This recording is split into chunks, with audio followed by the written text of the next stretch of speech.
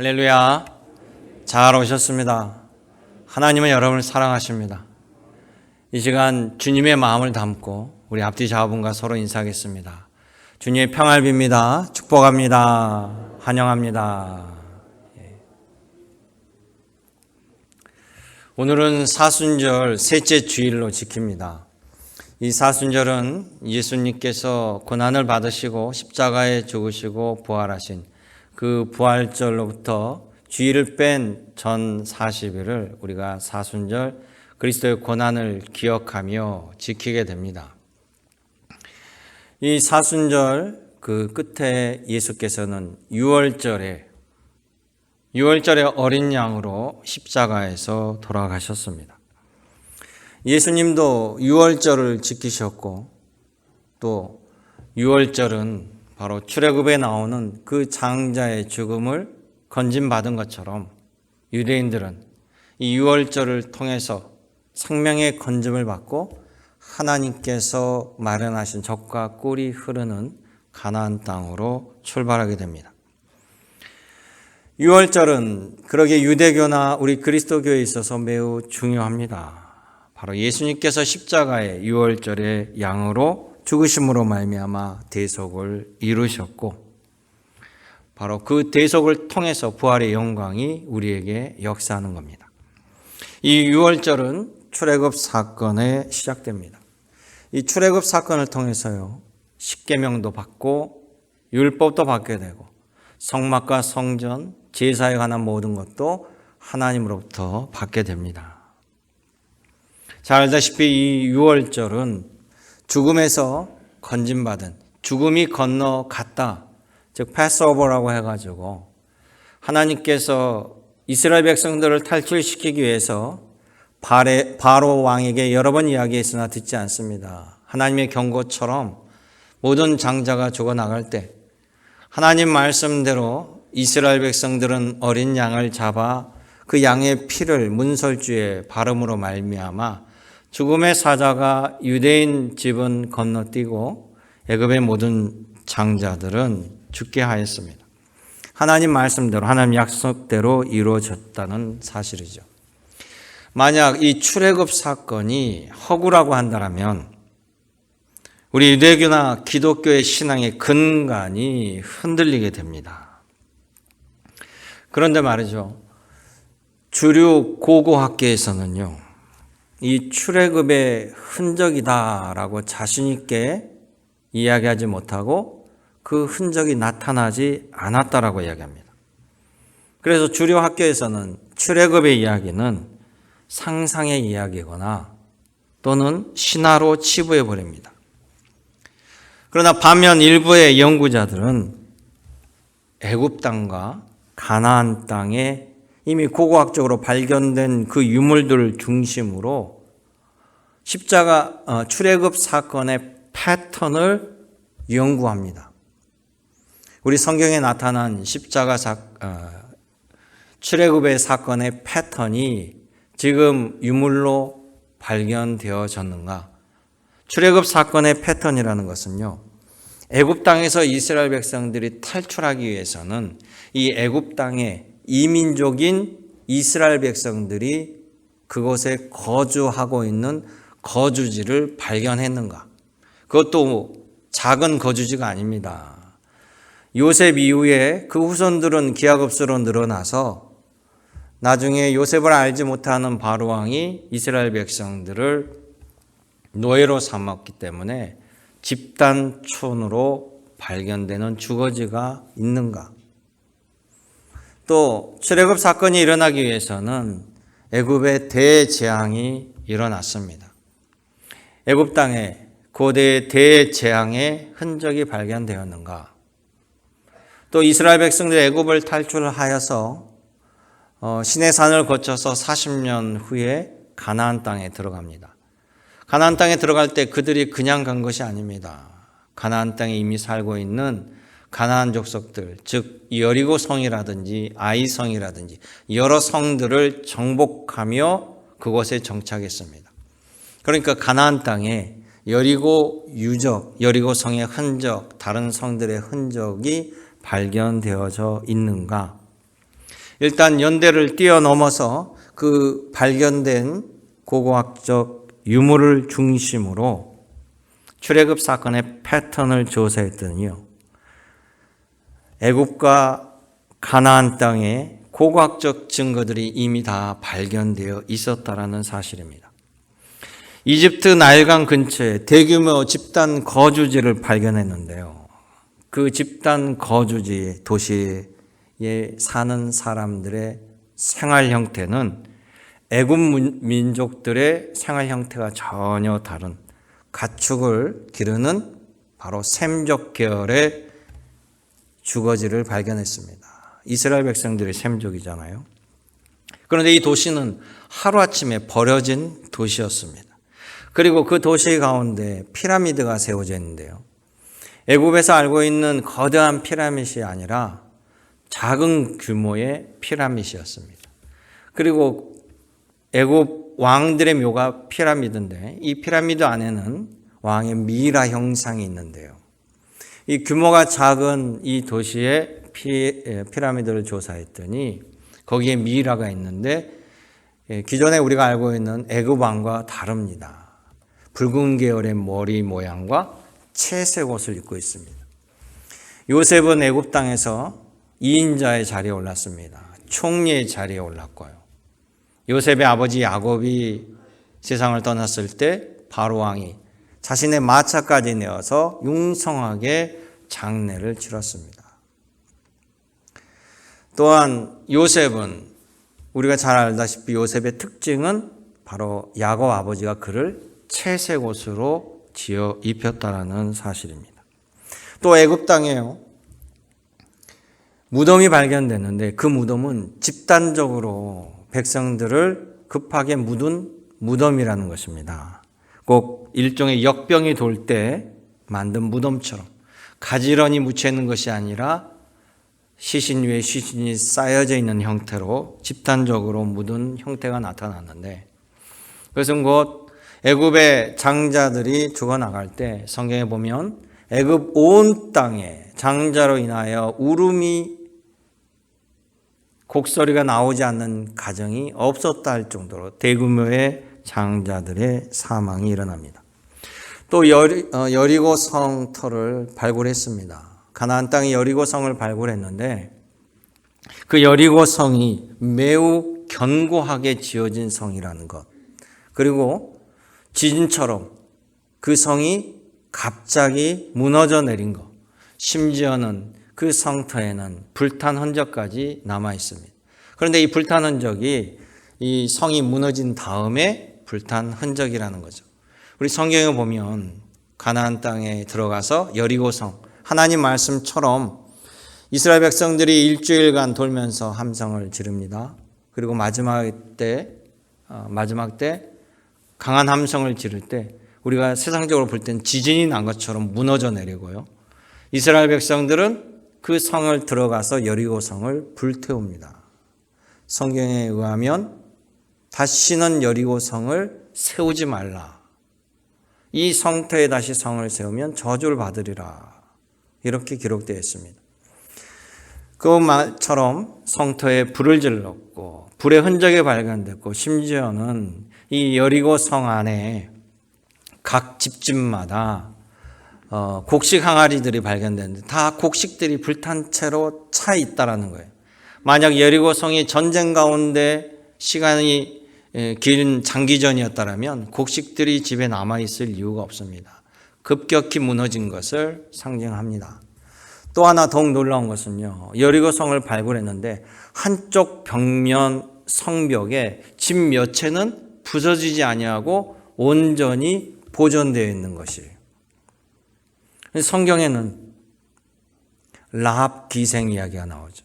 라합 기생이 이스라엘 백성들이 들어올 때 자신의 가정을, 집을 표시하기 위해서 창문 아래로 끈을 내립니다.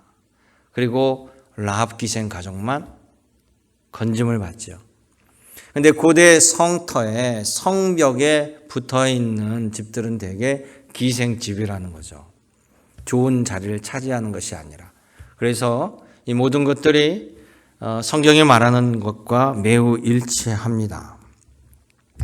그런데 이 모든 증거들이요, 이스라엘 왕조 가운데, 이스라엘 역사 가운데 고대 왕조, 중간 왕조, 신왕조 이렇게 구분하는데 그 모든 유적주들이 시기를 따져보니까 애굽이나 가나안 땅이나 중간 왕조 때를 나타내고 있는 거예요. 그런데 주류 학계에서는 출애굽 사건은 신왕조 때 일어났을 것이다 라고 추측을 합니다.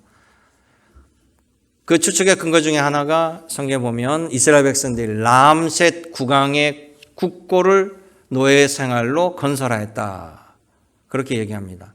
그런데 이 람셋에 관해서 의견이 분분하는 거예요. 여러분, 우리나라 역사에도 조선은 한 나라가 아니었습니다. 두 개의 나라가 있었죠. 먼저 있었던 옛 조선을 그래서 구분하기 위해서 고조선, 그리고 우리가 일반적으로 알고 있는 조선은 후대에 세워진 이성계 왕으로부터 세워진 조선입니다. 그렇듯이 지금 현재로부터 고대를 추적하고 알아간다는 것은 매우 쉽지 않습니다. 그러나 이 모든 패턴들이, 출애굽의 패턴들이 그대로 그 땅에서 발굴되었고요, 유물의 조사를 연대하였더니 측정하였더니 중간 왕조를 추정하고 있습니다. 그래서 결론은 출애굽의 연대를 잘못 계산했다라는 것이죠. 그래서 학계에서도 논쟁 중에 있습니다. 제가 이렇게 여러분들에게 장황하게 출애굽 증거의 패턴을 이야기하는 이유는요, 성경은 많은 패턴이 나옵니다. 이 패턴은 반복되는 것이 특징입니다. 예수님의 생애를, 오실 예수님의 그 삶을 미리 보여준 사람으로 특히 모세를 이야기합니다. 여러분, 모세가 태어났을 때 바로 왕이 아기들, 남자 아이들을 모두 죽여라 명령했습니다. 그 사이에 살아난 것이 바로 모세죠. 예수님이 태어나실 때 헤롯 왕이 2살 이하의 남자아이들은 모두 죽여라 동일하게 했습니다. 또 모세도 산에 올라 하나님께 기도할 때 모습이 변모되는, 광채가 나고 변하는 모습을 여러분 알고 있을 겁니다. 예수님도 변화산에 오르셔서 기도하실 때 얼굴의 광채가 변모하였습니다. 모세가 노예로 살아가던 이스라엘 백성들을 하나님의 명으로 말미암아 탈출시켜서 광야의 40년을 통해서 하나님이 약속하신 젖과 꿀이 흐르는 땅, 요단강 건너 젖과 꿀이 흐르는 가나안 땅까지 인도하였죠. 여러분, 예수님은 이 땅에 오셔서 죄의 노예로 살아가는 우리들을 해방시키셔서 결국 하나님의 백성, 천국 백성으로 삼아 주시는 것입니다. 그래서 우리가 요단강을 건너간다, 죽음 이유를 이야기할 때 그렇게 표현합니다. 유대 백성들은 가나안 땅을, 요단강을 건너 들어가 정착하게 되었다는 것입니다. 이와 같은 패턴과 유형들이 나옵니다. 그뿐만 아니라 예수님 역시 이 땅에서 살고 가신 그 사명, 사역의 길도 바로 우리 제자들이 동일한 패턴을 따라갈 수밖에 없다는 것입니다. 예수님은 이 땅에서 고난의 잔을 마셨습니다. 세상의 수많은 오해와 비난을 당하셨습니다. 그럼에도 불구하고 그 고난의 잔을 기꺼이 마심으로 말미암아 죽음으로 실패로 끝난 것이 아니라 부활하셔서 부활의 첫 열매가 되셨다고 했습니다. 예수님께서 부활의 첫 열매가 되셨다는 것은 바로 여러분들이 후속의 열매가 된다는 것입니다. 우리 주님 부활하시듯이 바로 우리들 역시 주님과 같이 부활의 자녀로 약속되어져 있다는 것입니다. 그러기에 우리가 예수님을 따라간다는 것은요, 이와 같은 패턴을 우리도 따를 수밖에 없다는 것을 여러분 기억해야 될 줄 믿습니다. 예수님의 신앙의 사역의 패턴을 쉽게 얘기하면 첫째는 철저하게 하나님 말씀에 순종하는 겁니다. 내 뜻이 아닌 하나님의 뜻에 순종하는 예수님의 모습. 두 번째, 고난을 마다하지 아니하고 고난의 잔을 마신 겁니다. 세 번째는 끊임없이 그리스도이심을 오해받고 무시당하고 세상으로부터 배척당하셨다는 겁니다. 그럼에도 불구하고 예수님은 항상 가르치시고 말씀으로 천국 복음을 전하셔서 모든 사람이 듣게 만드셨습니다.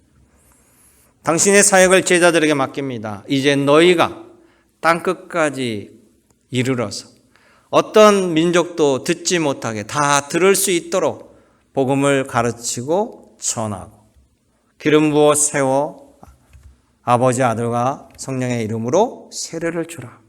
예수님의 명령입니다. 예수님 사역 곳곳에 하나님의 권능과 능력이 나타났습니다. 치유의 능력, 또한 회복의 능력, 부활의 능력입니다. 그러게 오늘 본문 말씀을 보면 예수 그리스도의 복음에 대해서 충성을 다하는 예수님의 발자취를 따라가는 바울에게도 동일한 패턴이 나타나고 있다는 것입니다. 결국 여러분 모두가 우리 주님 말씀 따라 살아가고자 할 때 동일한 상황을 맞닥뜨릴 수 있다는 것을 기억하시기 바랍니다. 그러기에 이 사순절 기간, 고난을 기념하는 이 기간, 바로 이 기간에 예수님을 따르는 그 사명의 길에 대해서 여러분 모두가 다시 한번 되새겨보는 시간 되시기를 주님의 이름으로 간구드립니다. 오늘 본문을 구체적으로 보면 첫째, 바울은요, 예수님처럼 고난의 길을 갑니다. 신자들이 만류함에도 불구하고 고난이 기다리고 있는 예루살렘 성을 향하여 나아가고 있다는 겁니다. 오늘 본문 21장 1절에 보면요, 바울이 예루살렘을 가기 위해서 3차 전도 여행을 마치고 돌아오면서 두로 항구라는, 두로로 들어옵니다. 두로 항구에 정착해서 내리니까 이 두로 지역에 있는 예수님의 제자들이 바울을 맞이하러 달려옵니다. 근데 그들이 달려와 가지고 하는 말이 뭐라고 하냐면, 바울 사도님, 예루살렘 가시면 안 됩니다. 성령께서 우리들에게 말씀해 주셨는데 그곳에선 고난이 기다리고 있습니다.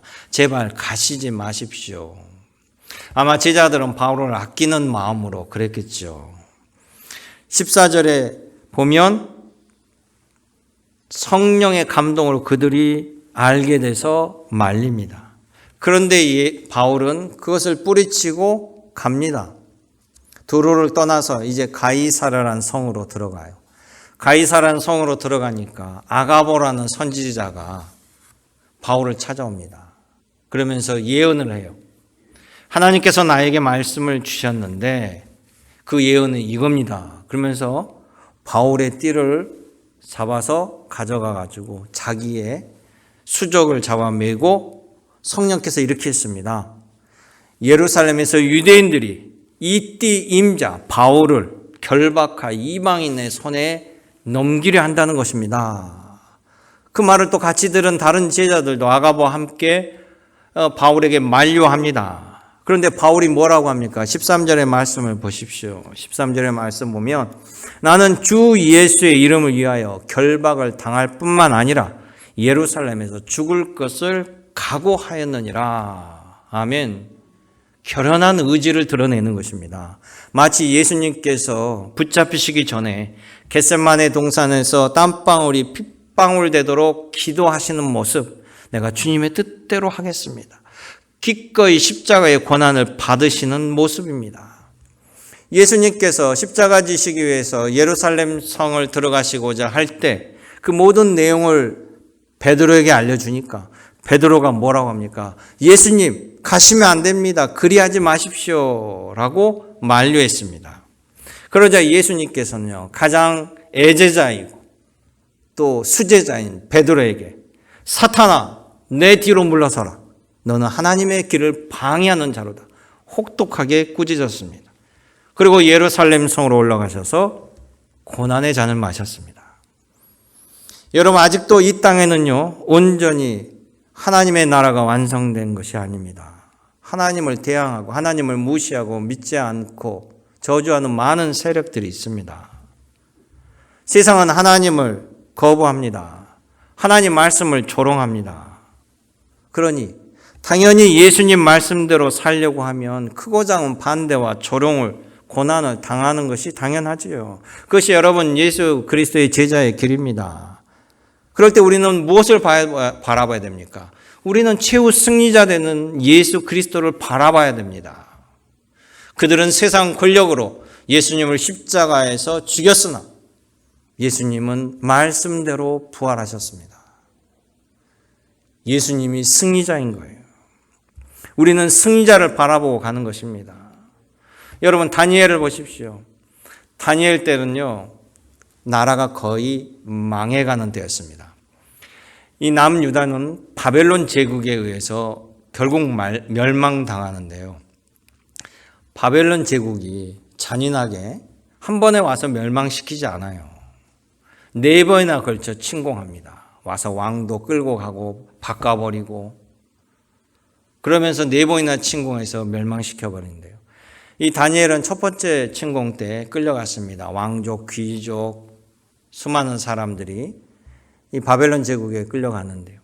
다니엘은 특별히 혜택을 받아가지고 어디 노예로 전락한 것이 아니라 왕궁에서 바벨론 왕을 위해서 길러지는 아이로 교육을 받아요. 그러면 다니엘이 생각할 때 이미 유대 나라는 힘이 없어요. 어차피 망할 수밖에 없습니다. 신앙도 제대로 지키지 않았고요. 근데 바벨론 제국은 당대 선진국입니다. 최대의 제국이에요. 그 제국에서 왕궁에서 지금 특별한 혜택을 받고 길러지고 있어요. 잘하면 출세가 보장된 거 아닙니까? 그런데 다니엘은요, 하나님에 대한 신앙으로 뜻을 세우고 왕이 제공하는 모든 산의 진미를 거부했습니다. 율법의 기준에 따라서 맞지 않은 것은 단호히 거절했습니다. 그것은 바로 하나님을 섬기는 자의 의무이자 결국 그 길이 승리의 길임을 다니엘은 알고 있었다는 것이죠. 나중에 예수께서 십자가 죽으심과 부활하시고 승천하신 이후에 이 베드로도요, 나중에 많이 깨닫고 바뀌게 됩니다. 그래서 베드로가 이 고난의 길을 받아들이고 베드로전서 4장 13절에 이렇게 얘기합니다. 너희가 그리스도의 고난에 참여하는 것으로 즐거워하라. 너희가 그리스도의 이름으로 치욕을 당하면 복이 있는 자로다. 영광의 영, 곧 하나님의 영이 너희 위에 계심이라. 할렐루야. 베드로의 이야기예요.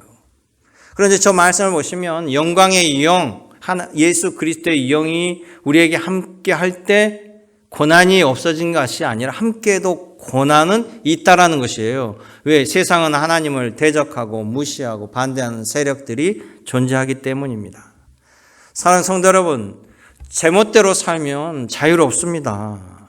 그러나 하나님의 말씀을 따르고 예수님의 제자로 살려고 하면 힘이 듭니다. 신앙 때문에 때로는 핍박도 받고 고난도 받고 어려운 길을 우리가 선택해야 할 때도 있다라는 것입니다. 그러나 여러분, 그 길이 복된 길임을 아시기 바랍니다.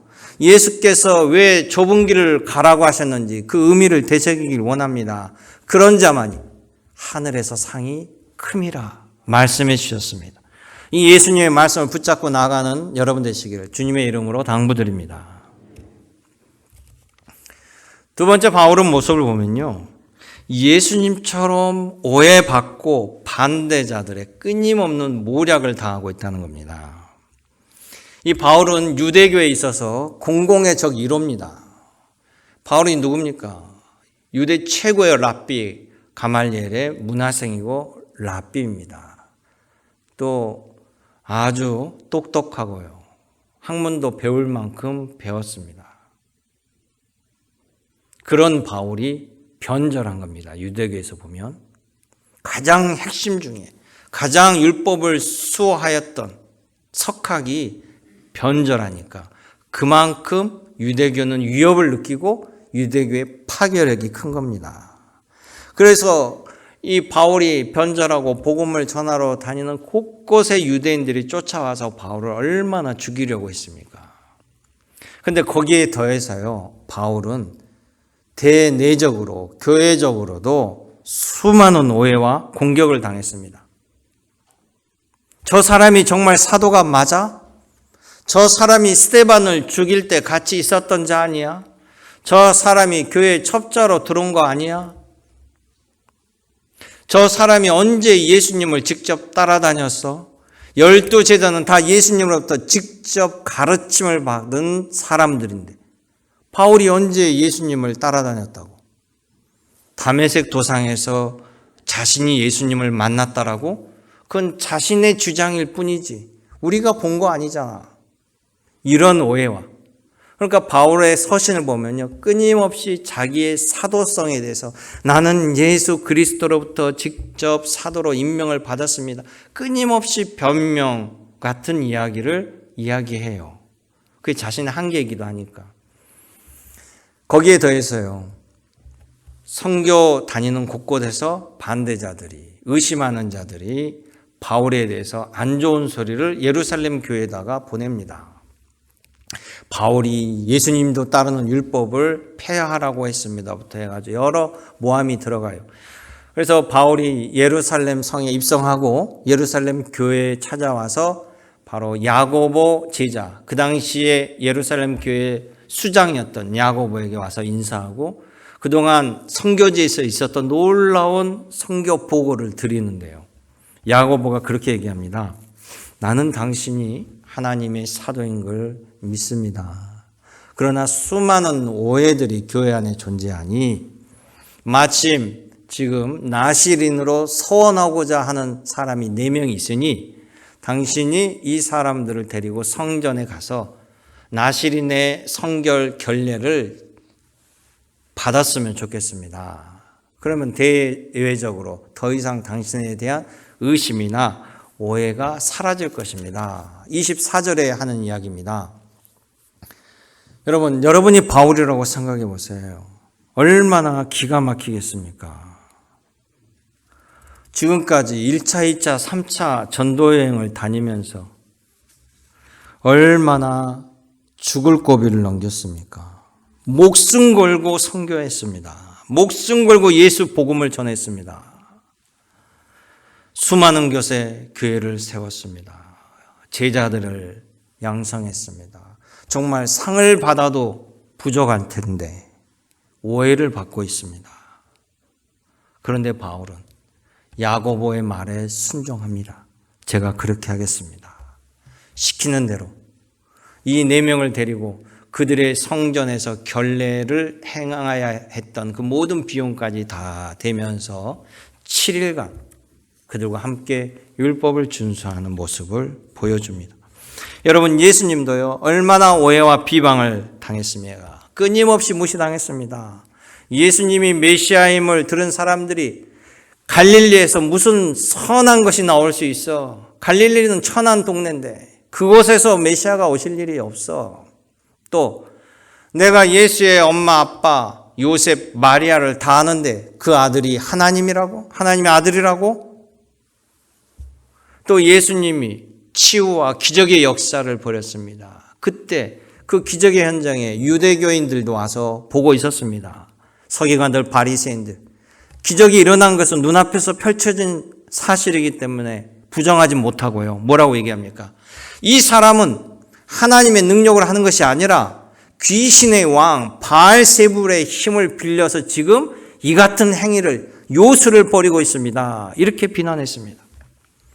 유대교 모두가 율법을 알고 있고 선지자 이야기를 알고 있습니다. 그들도 메시아를 기다린 사람들인데 하나님께서 보내신 메시아를 메시아가 아니라고 우기면서 십자가에 못 박아버리는 이런 어리석은 짓을 벌이게 됩니다. 예수님이 십자가에서 돌아가셨습니다. 말씀대로 1.1획도 틀리지 아니하고 3일 만에 부활하고 오셨습니다. 500여 사람들을 직접 만났습니다. 그런 소식을 듣고 안 유대인들이 과연 예수님 부활 이후에 달라졌을까요?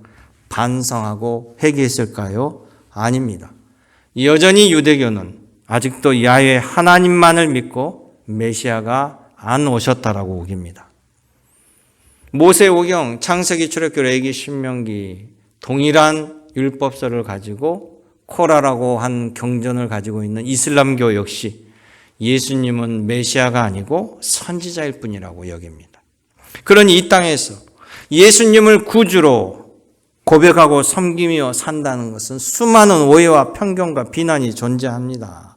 오늘도 역시 그와 같은 패턴이 반복된다는 거예요.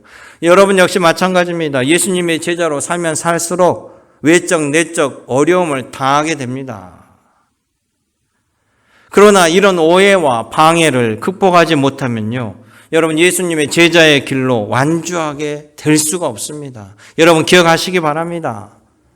사람들은 진심을 비난받을 때 괴로워하지요.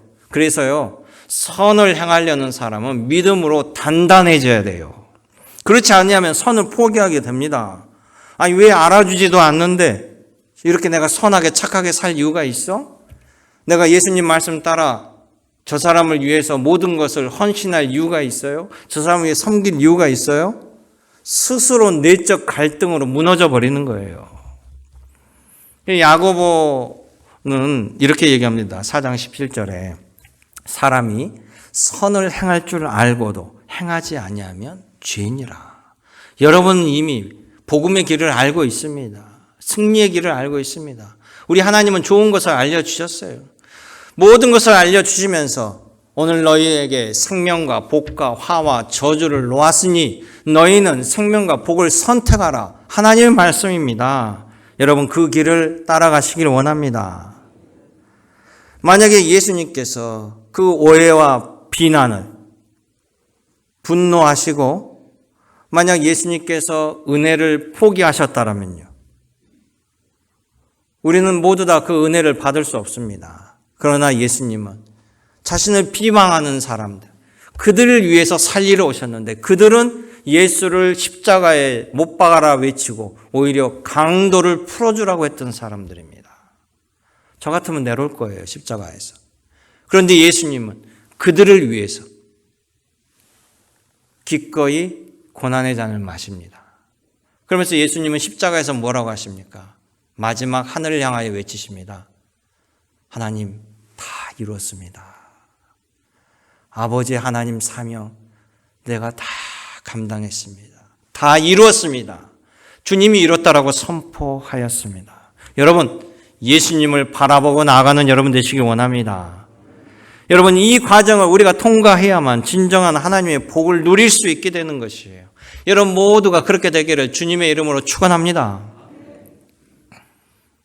마지막 바울은 세 번째 모습은요, 때를 얻든지 못 얻든지 주님의 말씀, 복음에 증거한 데 최선을 다하고 있다는 겁니다. 바울은 어떻게 보면 우직할 정도로 그 길을 따릅니다. 앉아서나 일어서나 밖에서나 안에서나 복음을 증거하고 주님을 위해서 살려고 하니까 주님의 놀라우신 도우심이 그에게 함께 나타나는 거예요. 자, 바울은 지금 유대교에서 공공의 적인데 성전에서 버젓이 7일간 결례를 행사하고 있습니다. 많은 유대인들이 보지 않겠어요? 많은 유대인들에게 알려지지 않겠습니까? 아니나 다를까 바울을 죽이고자 하는 유대인들이 그 소식을 듣고 벌떼처럼 달려듭니다. 예루살렘 성이 큰 밀란이 일어날 정도로 소요 사태가 벌어집니다. 바울을 죽이고자 달려오는 거죠. 그랬더니 갑자기 바람처럼 로마의 천부장이 군대를 이끌고 와서 바울을 싹 보호해가지고 군부대로 데려가 버립니다. 하나님이 하신 일이죠. 그래도 백성들이 쫓아옵니다. 군부대까지 쫓아와서 소리를 지릅니다. 당장 바울을 내놓으라고, 당장 바울을 우리한테 달라고.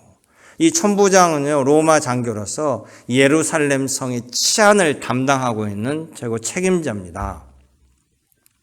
그러니까 이 바울을 일단 분리시켜서 진정시키는데 그 상황 속에서 바울이 천부장에게 뭐라고 얘기하냐면, 제가 이 시민들에게 한마디 할 수 있도록 시간 좀 주십시오. 그러니까 천부장이 그 얘기를 순순히 들어줘요. 그렇게 하시라. 그래가지고 바울은요, 로마 군인과 천부장의 보호를 받으면서 지금 시민들 앞에 복음을 전하는 거예요.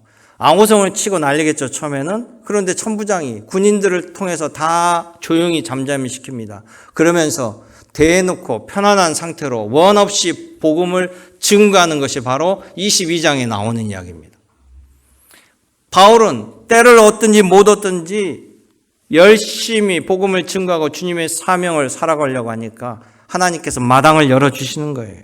시민들은 꼼짝없이 군인들에 둘러싸여서 바울의 말을 들을 수밖에 없습니다. 이건 결코 우연이 아닙니다. 성령께서 하신 일이에요. 예수님께서 이런 말씀하십니다. 누가복음 19장 40절에 만약에 내 제자들이 입을 다물면, 말하지 아니하고 입을 다무면 저 돌들이 일어나 소리칠 것이다. 할렐루야. 주님이 하신 말씀이에요. 그래서 바울이 나중에 디모데 후서 4장 2절에 뭐라고 얘기했냐면요. 너는 말씀을 전파하라. 때를 얻든지 못 얻든지 항상 힘쓰라. 바울이 강조하고 있다는 사실입니다. 사랑하는 성도 여러분, 우리 하나님은 말씀하신 하나님이에요. 우리 하나님은 알려주시는 하나님입니다. 우리 하나님은 한 사람도 못 듣지 않게 원하시는 분이에요. 심지어 대적자들에게도 하나님은 은혜를 가르쳐 주십니다. 여러분, 예수님께서요, 겟세마네 동산에서 붙잡혀가지고 대제사장 집으로 끌려가서 그 마당에서 취조를 당하죠. 그때 대제사장이 예수님에게 물어봅니다. 마가복음 14장 61절 62절 말씀인데요. 이 대제사장이 예수님께 뭐라고 물어보냐면 너가 찬송받을 즉 하나님의 아들 그리스도냐? 정면으로 대놓고 물어봅니다. 그때 예수님께서 뭐라고 답한지 아셔요? 예수님께서 이르시되 내가 그니라. 아멘. 그리고 빌라도 총독에게 붙들려 가서 재판받습니다. 빌라도 총독이 예수님에게 물어봅니다. 뭐라고 얘기하냐면 누가복음 23장 2절의 말씀 그대로 나와 있어요. 너가 유대인의 왕 그리스도냐? 물어봅니다. 그때 예수님이 뭐라고 하신지 아세요? 내 말이 옳도다. 아멘. 여러분 처음 들어본 거 아니죠? 대제사장, 빌라도 총독 몰라서 아니에요. 이미 다 알려줬습니다. 예수님에게 직접 내가 메시아라는 것을 들은 사람들이에요. 그래도 못 믿고 믿지 아니하고 거부해 버린 것입니다. 죄악의 길을 선택한 거예요. 만약 예수님께서 그들을 건지기 원하지 않으신다면 굳이 알려줄 필요가 없잖아요. 그런데 예수님 알려줬습니다. 옳은 길을 선택할 수 있는 기회를 줬다라는 것이죠. 그래서 사랑하는 성도 여러분, 예수님이 가시는 길이 결국 제자들이 가야 할 길입니다. 바울도 이 패턴을 따라가고 있습니다. 우리들 역시 이 패턴을 벗어날 수가 없다는 것이에요. 고난의 경중은 서로 다를 수 있지만 이 패턴은 동일하다는 사실을 기억하시기 바랍니다. 여러분, 우리 예수님 믿고 하나님 믿고 신앙생활하면 우리들 앞에 꽃길만이 열어질 거라고 생각하는 것은 너무 1차원적인 신앙입니다. 예수님을 따르는 모든 죄 백성들, 마태복음 5장에 주님께서 직접 하신 말씀들을 한번 기억해 보시기 바랍니다. 바로 이 길이 주님의 길이고 베드로의 길이고 바울의 길이고 우리들의 길입니다. 제가 마태복음 5장 10절에서 12절 말씀을 읽어드리겠습니다. 의를 위하여 박해를 받는 자는 복이 있나니 천국이 그들의 것임이라. 나로 말미암아 너희를 욕하고 박해하고 거짓으로 너희를 거슬려 모든 악한 말을 할 때에는 너희에게 복이 있나니 기뻐하고 즐거워하라. 하늘에서 너희의 상이 큼이라. 너희 전에 있었던 선지자들도 이같이 박해하였느니라. 우리 16절에서 화면 나올 겁니다. 16절 18절까지 함께 읽어보겠습니다. 이같이 너희 빛이 사람 앞에 비치게 하여 그들로 너희의 착한 행실을 보고 하늘에 계신 너희 아버지께 영광을 돌리게 하라. 내가 율법이나 선지자를 폐하러 온 줄로 생각하지 말라. 폐하러 온 것이 아니요 완전하게 하려 함이니라. 진실로 너에게 이르노니 천지가 없어지기 전에는 율법의 1.1획도 결코 없어지지 아니하고 다 이루리라. 예수님의 말씀입니다. 아멘. 기도하겠습니다. 참 좋으신 아버지 하나님, 날 위해 십자가를 지시며 고난의 순잔을 통해서 우리가 더 이상 죄의 자녀가 아닌 의의 자녀로 삼아주시고 부활의 영광을 바라보며 나아가게 하신 우리 주 하나님께 영광을 올려드립니다. 날 위해 모든 것을 바치신 주님, 우리도 고난의 길, 기쁨으로 알고 그 고난 가운데 더 놀라운 아버지의 하나님의 은혜를 누릴 수 있는 성숙한 믿음으로 성장할 수 있도록 허락하도록 주옵소서. 언제나 함께 하신 우리 구주 예수님의 이름으로 기도 올려옵나이다. 아멘.